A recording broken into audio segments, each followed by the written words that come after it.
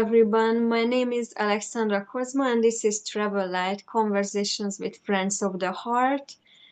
I'm sitting here with TAHSHA Renee, and this is the second part of our conversation. TAHSHA is a sacred rage trauma therapy coach. I'm kind of mixed up sometimes with this, but the whole point is sacred rage, that's for sure. Yes. And yes, in the first part, we talked about sacred rage and how we can transform anger and embrace it and have it as friend and a power source, a resource actually. And then in this second part, we like to talk about Joshua, religious trauma, and how one can heal from that and how your specific process can be used for that too. And this is then also very important because, I've come from this lineage of the Way of Mastery, A Course in Miracles, channeled Jesus teachings. And Joshua talks a lot about embracing our emotions and everything, and that we cannot transcend what we haven't embraced yet and we haven't loved yet. So that's why it's so important. So my first question would be, did you have a religious background and upbringing, or how did your relationship with Joshua came about? Yeah, so my parents were not super religious. They were, let's go to a Christian church on Christmas Eve. They were those, or Easter. I remember my mom taking us to Easter church like a lot. I remember Sunday school being so kindergarten age and being just in love with Mrs. Brown. Still remember her name to this day.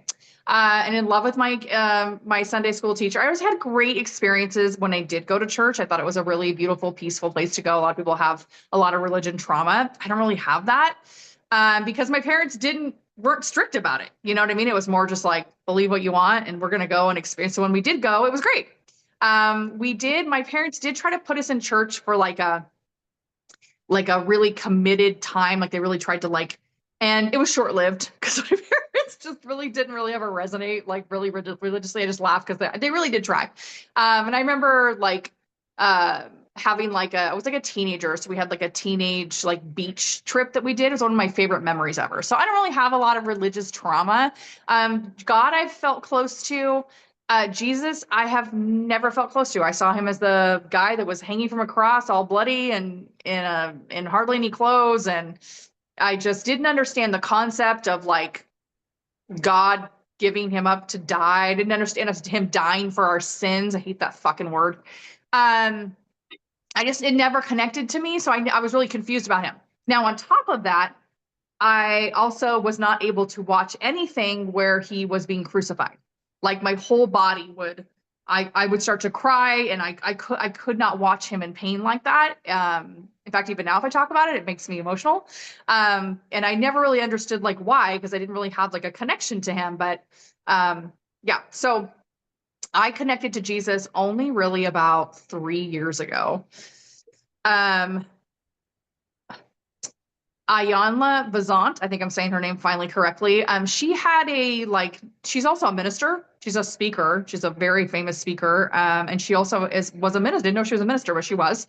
And she had this 90-day or 30-day program she was doing for free on YouTube. And it was had tapping, and it was said all these affirmations. And she didn't talk about anything religiously, but in the beginning of her challenge, there was this worship music she would play. And one of the songs was a remake of I Could Feel It in the Air Tonight by Phil Collins. It was a remake of that song, and it was so good. I liked it almost better than the original. I was like, oh my God, what is this? Every time it came on, every time her thing came on, I was like, oh, I hope she plays that song because I love it. And I've always connected in church to the music. I am just a big music person. And so I kind of started listening to a little bit of worship music because I was like, oh, I remember how much I liked it. Maybe I'll start listening to a little bit of that. And then I had downloaded this TV show, or it's an app show really, called The Chosen. And I had it downloaded on my phone. I don't remember when I downloaded it or why I downloaded it or where I found. I don't even fucking know. I don't know. Jesus put it there, I guess. And I'd had it there for a while, but I just never really felt compelled to like listen to it. And when I did finally start to listen to it and watch it, I mean, I was in the lowest living space I'd ever been in my life. I lived with the most disgusting, dirty, just holy shit, how the fuck did I end up here? Like space, like mold in the bathrooms and spiders and spider webs everywhere and cats shitting in the full of fleas, you know, pooping in the kitchens and it being left there. Like just really like people didn't brush their teeth, garbage, you know, in the kitchen, just it just was bad. Like really, really, really bad.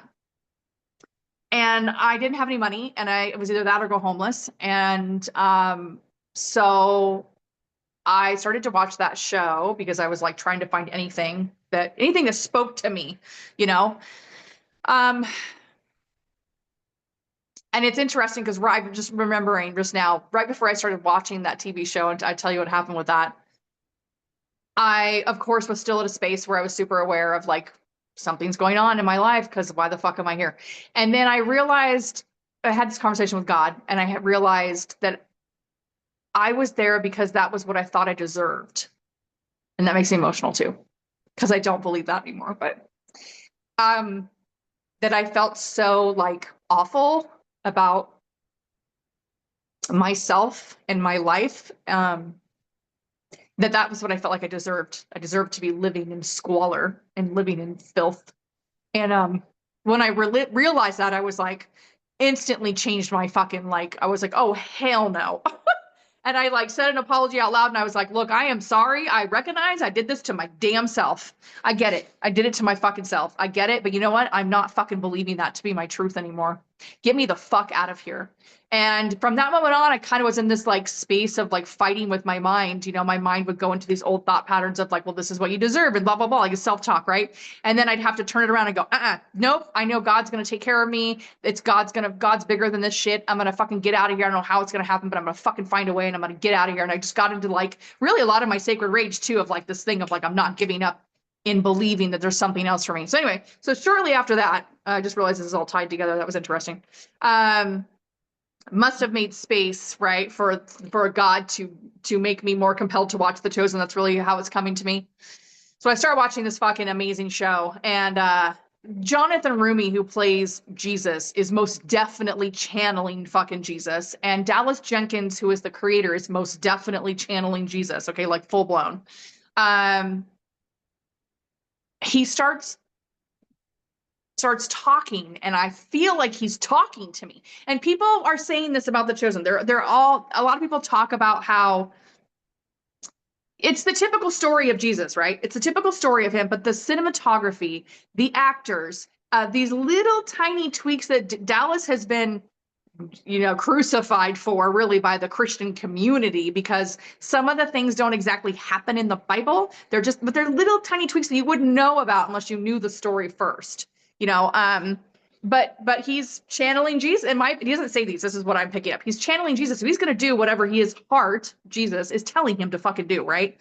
And because of these little tweaks, he has been able to reach the spiritual community and people who have been wanting to reconnect with Jesus and haven't been able to because there's so much more focus on the non-judgmental aspect of him and the way Jesus actually embraces his own emotions as a human.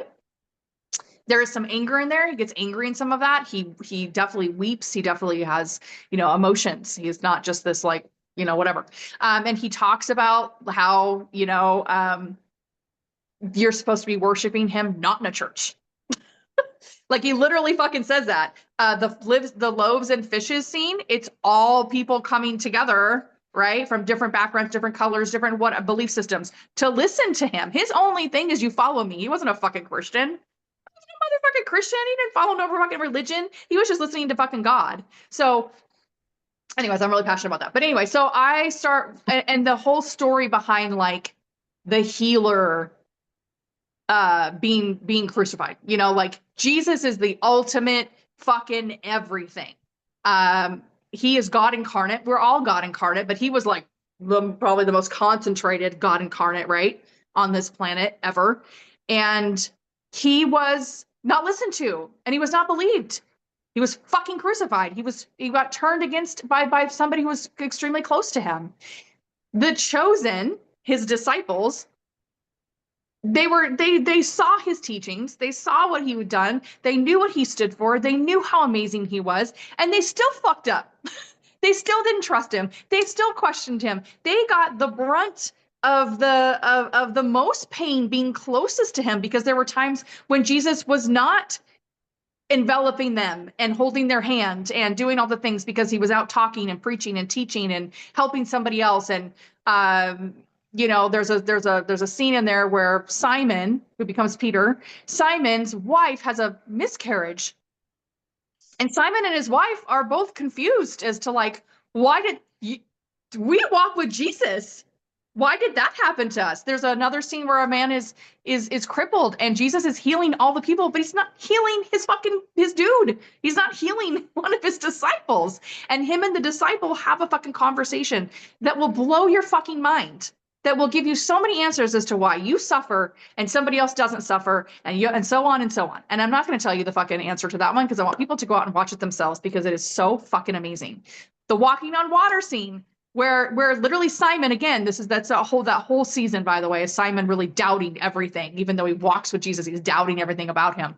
And that walking on water where he's like, is left in this storm, and Jesus comes through the fucking storm and is like, take my hand. And Simon's like pissed. He's mad. He's scared. He doesn't, I've trusted you. I can't. And then he finally does. And it's just a beautiful moment. And it's like remembering that we don't walk through the storm. We can choose to walk through the storm by ourselves, but we don't fucking have to. So that whole thing changed my life. But what ended up happening was there was a division in the house, which was my pattern, to have this big household turn against me, just like they did when I was a kid. And I was a fork in the road. And I remember thinking and hearing Jesus tell me, you can choose, because I started to think, oh, this is how it happens. Nobody's ever going to love me. I'm never going to get out of this situation. Everybody's going to hate me all the time. And I remember the energy, not his voice, but the energy of him telling me, you can continue to believe these things, but you've almost crawled out of this fucking hole. I was in this place for 3 months. You've almost crawled out of this hole into something better. Do you want to stay in the shit? Or do you want to keep crawling out? Because this is the moment. And I thought, I don't want to fucking live like that anymore.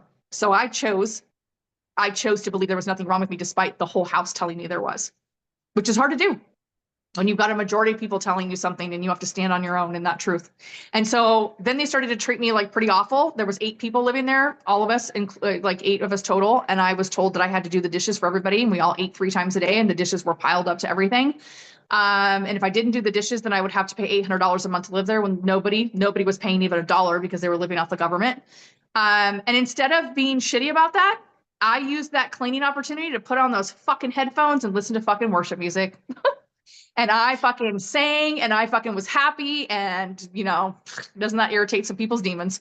And what came out of that was, I was listening to this worship music, and this song came on that I haven't heard for like 20 years.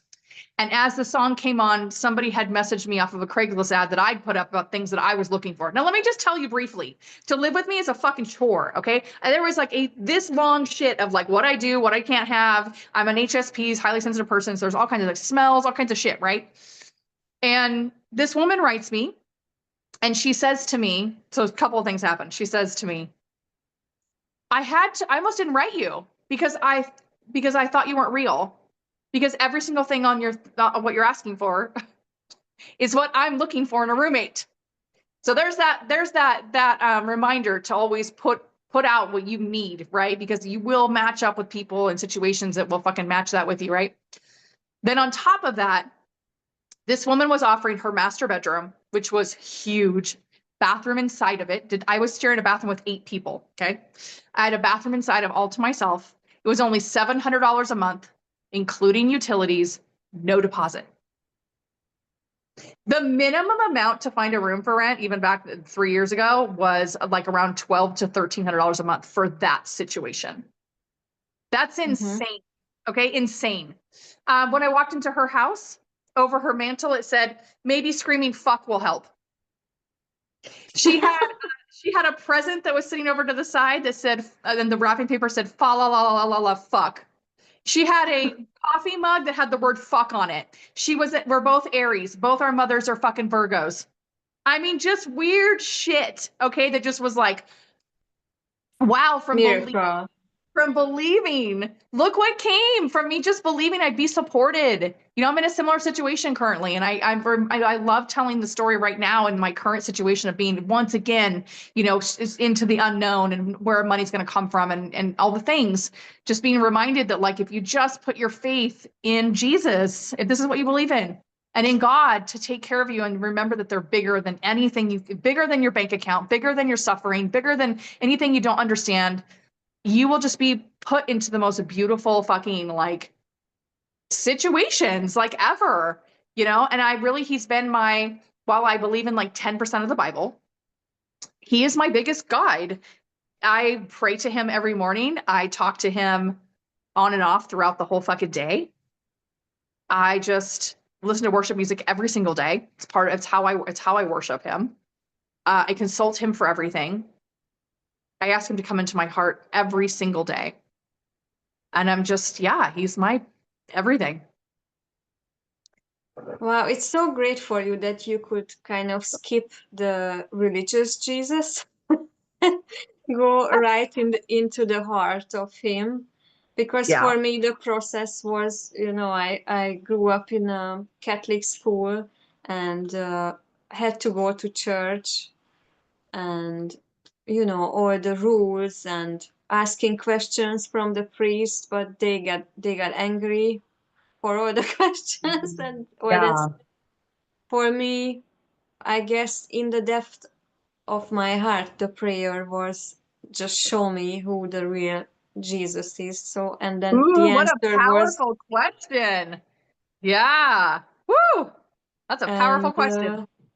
yeah, then the A Course in Miracles came, and then a little bit later, The Way of Mastery. But and it's still in the process to just reinterpret all the Bible stories and the Yeah. crucifixion, like you mentioned, that he didn't die for our sins. It was his choice to test himself, to just transcend all the human experience. And yeah, everything is just so upside down, what we learned about him.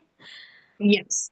It really, really, really fucking is. Yeah. I definitely I remember I was on a dating site once, and this guy who was, I guess he was religious, really, now that I look at it. When I told him I believed in Jesus and not the Bible, he was like, his analytical brain could not wrap his brain around this. He was just like, wait, what? He's like, well, if you believe in the Bible, you believe in Jesus. If you believe in Jesus, you believe in the Bible. It's like, no, it's actually not how it works. And he's like, well, and he just kept telling me over and over again, no, you're Christian. No, I'm not. Well, you can't have that type of, yes, I can. I have it every day. Don't tell me what I can and can't have. I ended up hanging up on him because he was just so like confused by this like information. Yeah, I am very lucky that I didn't have to deal with the religious trauma of things. And I have a lot of clients who have religion trauma for sure. And it's sad because some of them have been sexually abused in these religious traumas. And now they've got this, you know, wiring instant, you know, trauma response almost when they think about Jesus or think about God, because it's lined with this disgusting hate and abuse. So it's a very big, real thing that happens, that I watch people just get yelling, screaming how much they hate God, yelling at God how much they hate, how much, and then they feel guilty. Oh God, yeah, something bad's gonna happen. I was like, no, you don't understand. Like you're that separation. When you're angry at God, you're separate from God. So get rid of the separation, which is the fucking anger. You think God can't handle angry? The wrath of God can't handle you being angry? You think you think they knew when they made us? I don't like to say he because I don't like to think of God as a human, because they're not, in my opinion. You think that when God made us, they thought, which made us with anger, because anger is a human emotion. that wouldn't mean that we would be angry at God as well? You think that's not allowed? Like, it's just like, you need to just, God can handle you being pissed off. It's not a big what deal. came to my mind? Do you see similarities between trauma in spiritual communities or even in the coaching community? Because the authority issue and disappointment about not being able to belong all can come up, and then ultimately it's all the same, like what we can experience, for example, being the black sheep in the church, or not belonging in a community, the fear of leaving because then I'm going to be alone and on my own, or even in Do the I see coaching that? Do I community. see that? Do I see that in other coaches? Like them having religious trauma? Is that what you're asking No, me? the similarities in the issues. So it, Oh, on the well, level of yeah, form, it's it can all, look different, but then the dynamics is pretty similar, no? yeah. I mean, it's really everything comes down to rejection and abandonment. Right. Everything is rejection and abandonment at the fucking core. I've been rejected or I'm being abandoned. Emotionally, physically, mentally, spiritually, energetically, financially. It's all rejection and abandonment. So, yeah. So, when we think that God is abandoning us and we think of God as a father figure, which has always been like confusing to me. Like, I don't want to think of God as my father. Okay. I think of God as Lord, my Lord, but I cannot think of God as my father because that would mean that he's human in some aspects. And the only human father I know is a fucking dick. So I can't go, I'm not going there, right? Like, that's not I can't do that. But I think that no matter what we experience, so whatever you're experiencing in rejection and abandonment is going to go back to your core wounding. Where did it come from? Where were you originally abandoned? Where were you originally? And if you were originally abandoned and abused the first time, originally in a church or in a religious setting, then God is probably going to be your ultimate anger. Why didn't God save me in that? Why would God let that happen to me? I was in the church where God is at. Why would God let that happen to me? There's a lot of that. So why'd you abandon me? Why'd you abandon me? Why'd you abandon me? Why'd you abandon me? So yeah, and I think if you're doing any other thing, any other situation, it's going to go right back to who's abandoning you and who's rejecting you. Who are you afraid is going to leave you, or who are you afraid is going to reject you? Are you afraid you're going to abandon yourself or reject yourself?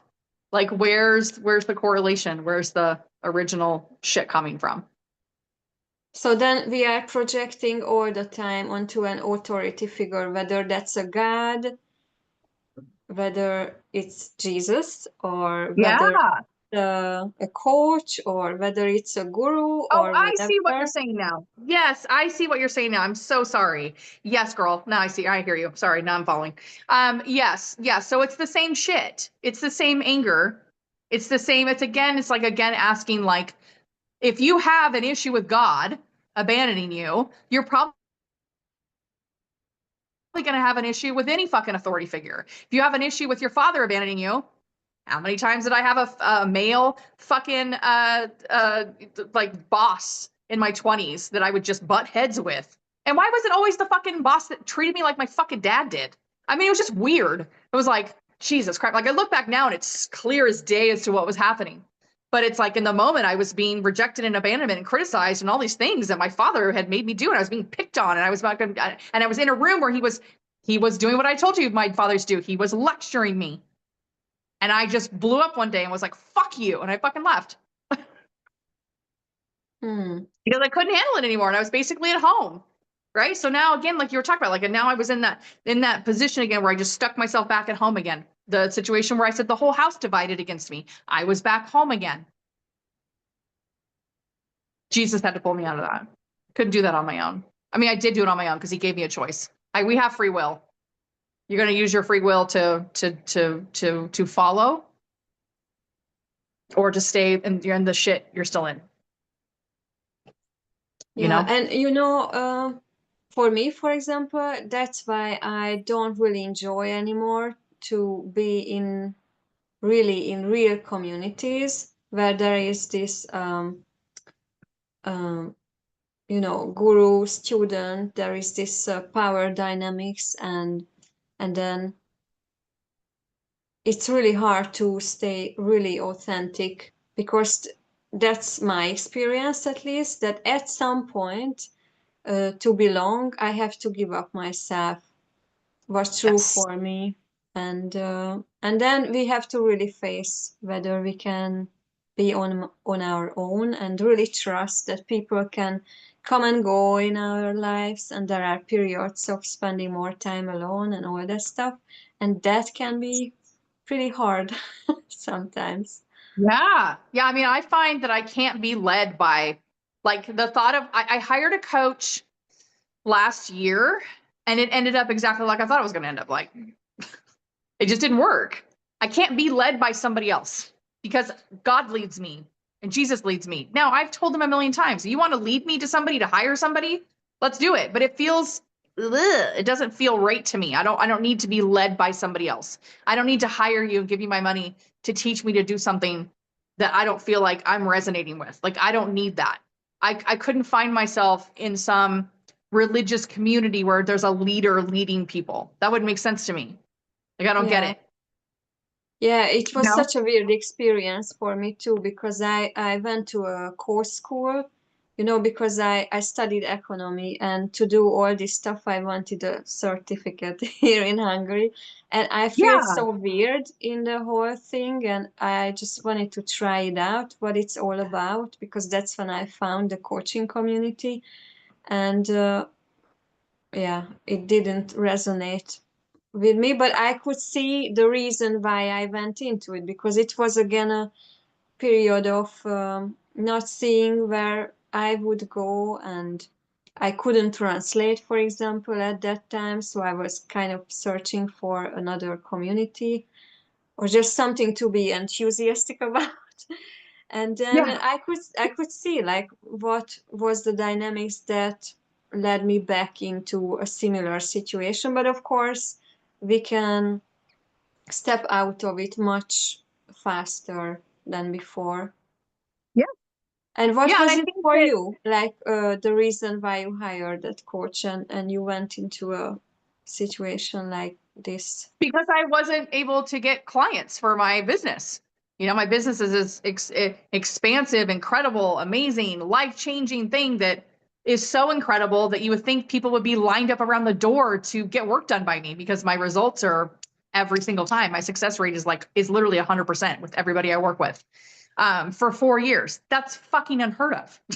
So it never made sense to me as to like, why don't I have clients? Why am I not being able to sustain myself with my work, my purpose work? Why am I having to have a normal job? Like what? Like that was like so angering for me. Frustrating, didn't understand. And so that's why I hired her, because she said that she'd worked with healers and psychics, first of all, which was kind of nice because we don't operate the same way. Our brains and our bodies don't operate the same way as most people. And that she'd taken people from zero to, multimillionaires and all these things. And so I hired her, and I hired her actually on a basis where I said, I don't have the money to pay you. So you're going to have to get me results and then I'll pay you. And after we were supposed to work together for like 3 months. And after a month of working with her and nothing was happening for me, I just dropped her. I was like, and she was great. I mean, I have nothing bad to say about her. It just didn't work for me. And I knew it wouldn't work for me. I told her, I was like, my shit doesn't work the same way. That I can't do cookie cutter shit. So if you have a cookie cutter way of approaching me in my business, it's not going to work, but I'll try it. So I tried to do the post the way she wanted me to. And we had lots of conversations and all the things. But then after a month when nothing was happening, and I was starting to get angry. My sacred rage was starting to be like, why the fuck are we doing this? You're wasting time. You're possibly wasting money. Like, stop fucking having somebody else lead you. Like, you don't fucking need this. Get out of here. So I did. I dropped her. So then again, it's the eye of the needle, that we have to find our own path and what works for us. Yeah, and I mean, honestly, I think even that some situations like that, even if it wasn't meant to make me successful necessarily, it did lead me to another deeper layer of trust with myself and with God and Jesus. right? It led me to that. So even the program that you did where you were feeling like this isn't right, it led you to another layer of intuition. So the next time you go to sign up for something and that feeling comes in your body, you won't ignore it again. You'll be like, nope, I know where that's going. And I'm still open to coming across some amazing coach, or like my heart is still open to trust. This is one thing I say all the time to God. Well, every day I say it to God and Jesus. I'm like, I trust you, I see you, I know you, I hear you, I feel you, above anything and anyone ever, even my own understanding. Like I've said it a million times also. You want me to be a Bible thumping, Jesus freaking preaching, knock on door person? I'll fucking do it.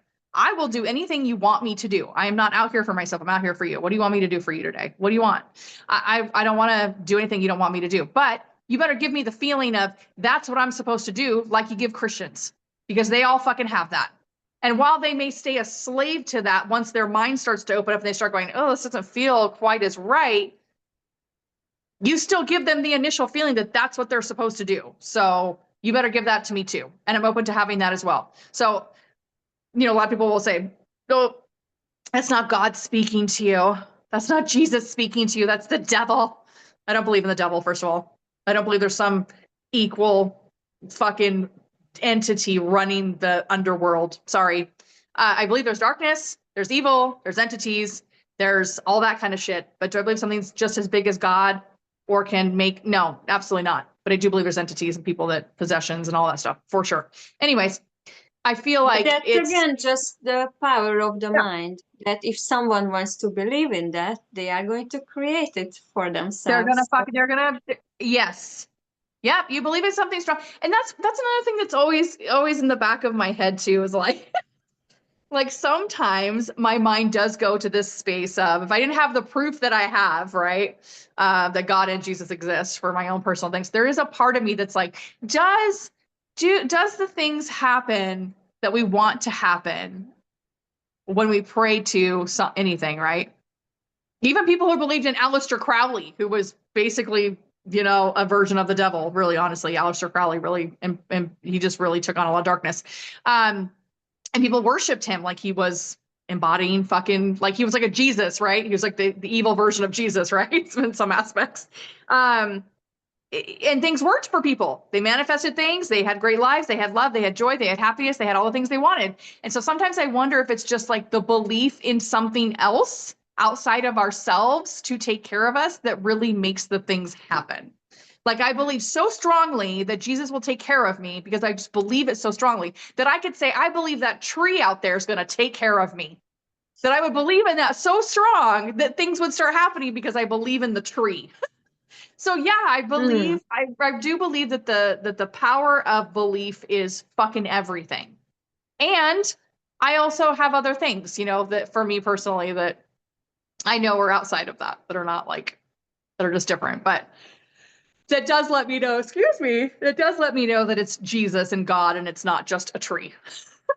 But that's, my mind does go there, like the power of thought. I mean, it's scientifically proven that our thoughts create or keep us in reality, the same reality we have, or creating a new one. So Yeah. yeah, I it's think interesting. it's the question of what's the deepest desire of our heart, like heart. Like, for example, if we want to wake up, from the dream of separation, then that's how we draw to ourselves all the experiences. But if someone still wants to experience all the different aspects of the dream, then they can create things like believing in a tree and manifesting stuff and everything. Right? No, it's true. Yeah, exactly. Yeah, I mean, it's whatever you want to fucking believe, honestly. I mean, really, if you think about it, when I say believe in a tree, that would be paganism, right? Pagans believe in nature. They believe that nature brings them everything. God made nature. I believe everything's going to go back to God anyways. All of it's just going to go back to the source, right?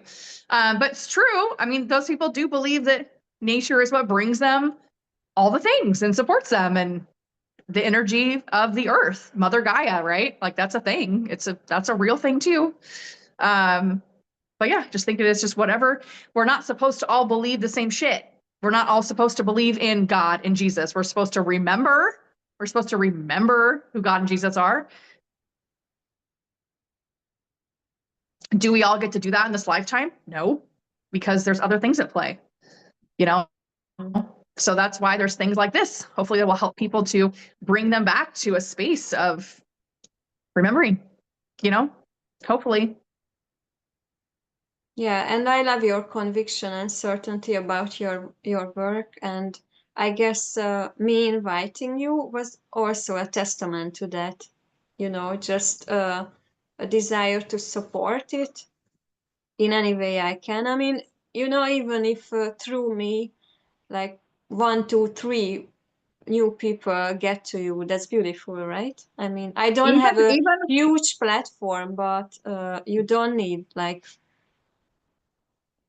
100 people because one doesn't even have the systems, for example, to handle that many people. It's just the people that we are meant to support. yeah. Yeah. And the thing is I'm not called to do this type of interaction with people that don't have larger platforms. I haven't been for a while. So when you asked me to do this and my immediate answer was yes, I was like, whoa, yes, I'm going to do this. And the thing is, I had no idea it was going to go the direction of Jesus and God. I know you had put like a question in there when you wrote me, you'd said something about like religion, whatever, but and a little bit, I think you did say something about Jesus possibly, but it was like something that I just really was like kind of, it wasn't my focus. I was like, oh, that question's going to be asked. It's just going to be a question. I didn't know that we were going to be having a full blown fucking conversation about it. So that to me lets me know that that's the reason why I was being called to say yes, because Jesus was like, you're going to be talking about me. You're going to be talking about me. And when we come together and talk about him, it ripples out into the fucking universe. And I don't care if one, not zero fucking people get touched by any of this fucking shit that we said, because it's being done because Jesus literally called me to fucking have this conversation with you, which is amplifying you and I, amplifying our love for him, and literally throwing that out into the universe, which is everything. I mean, it's fucking everything. So I feel completely honored that I got to talk about him with you and got to connect and talk about my work, because my work is done. And I tell people this, I'm like, you may not believe in God and Jesus, but my work is done with the three of us. I don't do it without them. I call them in, I talk to them, they work through me. I do Reiki, and that Reiki is literally them coming through me. It's Jesus coming through me. So, you know, I'm honored. I'm honored that I got to have this conversation. So thank you. Thank you for asking me. Thank you for following your intuition, his calling to you to reach out to me. I really believe that's what that was him just being like, yeah, talk to TAHSHA so you Yeah. guys can talk about this and amplify it. Yeah. Super Yeah. important. So then we arrive to my last question, which Yeah. I'm so curious what you are going to say, because you're working with the other part of the spectrum. So my Mm. last question is, what does travel light mean for you? Wait, what is that? Say it again. What does travel light, you know, that's the name of the podcast or the conversation Oh, series, what does mean for you? travel light mean to me? Yes. Oh, travel light. Well, I would say travel light means to be lighter on the inside. So for me, again, that's if I think about like the opposite of that would be heaviness, right? So again, I think it would be being in, well, it's a couple of different things. I think it's about being able to be more in the present than in your past, and being able to have an open heart and be able to be relaxed in the face of the unknown and the face of fear and worry, and being able to, yes, most definitely put those fears and worries at the feet of Jesus, the feet of God, and be lighter, as light as you possibly can, and find reasons to have joy For me, I don't have a lot. I really don't feel like I have a lot of joy in my life, to be honest.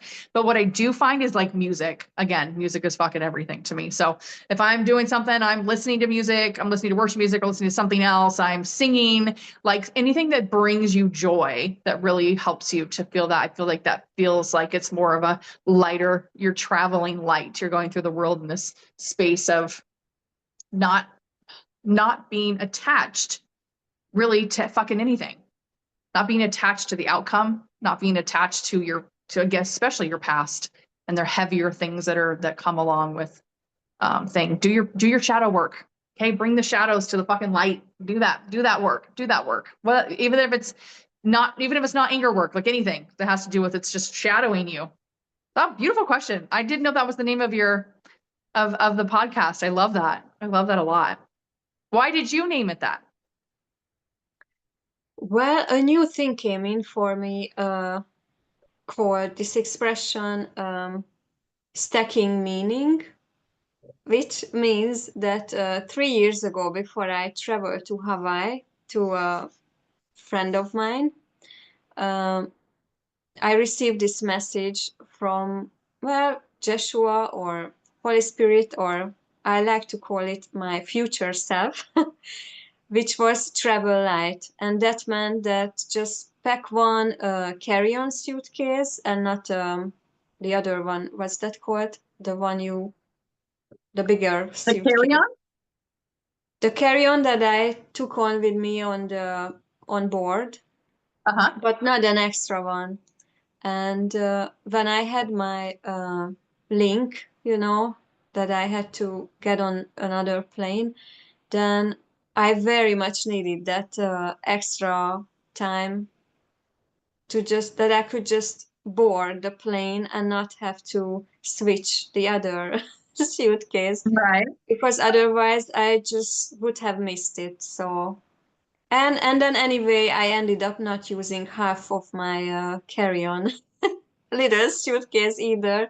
So it was just such a good reminder that just not to pack so much stuff all the time and just travel light. And then I think it's also for letting people just come and go in our life, and not make it mean that they abandon us and reject us when they go, and just allow them to come back if they want to, and everything with projects and with everything that's in the world of form, I think. Yeah, again, that's another way to say not attached to the outcome, right? I'm not attached to the Right. outcome of what this person's gonna do, where I'm going, what I'm gonna fucking need. Like it really is that like separation from everything around you that actually brings you to more connection. So yeah, Yes, and beautiful. I it's love also that. the like seek first the kingdom of heaven, Yes. and then all things will be added onto you. I love it that how I dive into the actual teachings of Joshua, I can actually understand these Bible verses too, because I didn't Yeah. understand them before, and yeah, it makes sense now. I love that you're doing something that's like spreading his love and message and all the fucking things. I just love it so much. It's great. I used to have a podcast called the Yeshua Podcast where I would I have people come remember. on. Do Yeah, you you remember remember that? that Yeah. I wanted to sign up, but then your momentum was kind of at the end of it. I So we kind know. of missed each other. And then I I think know. that was kind of 2 years ago. And I find that so good that now we are here It's just full in circle another again. form. Yeah. Yeah, that was yeah, I this is the problem with being, I don't know if you know about like uh generator, projector, and I can't remember what they're fucking called. Human Human design. Yeah. design. Yeah, so Yeah. I'm a generator. So I'll come up with these great, amazing things, and then they just trail off. Shit fucking happens. I'm just like, I okay, know whatever. I'm a manifesting generator too. So So girl, it's like it's not always just yes. And again, I took it as what it was supposed to be. I took it, did the thing, and trust me, when I'm meant to keep doing something like the work I do now, it makes itself very known. So anyways, Yeah. I love this. Thank you for having me. This was really great. Thank you. So all your contact data and links are going to be in the video description. Okay. And I really hope that people are going to find you. The people who are meant to find you are going to. Yes. Well, through I will this. share this. I'm going to share this into my Facebook group. I'll share a link on my Instagram stories, and then I will also share this on my actual Facebook too. So when you're ready for it to be shared, just give me the link, and I'll share it everywhere. Sure, sure. Okay. Great. All Thank you right, so babe. Is much. that it? Yes. Okay. Have a good Thank day. you, everyone. Okay. Thanks, Thank everyone. you. Bye. Bye.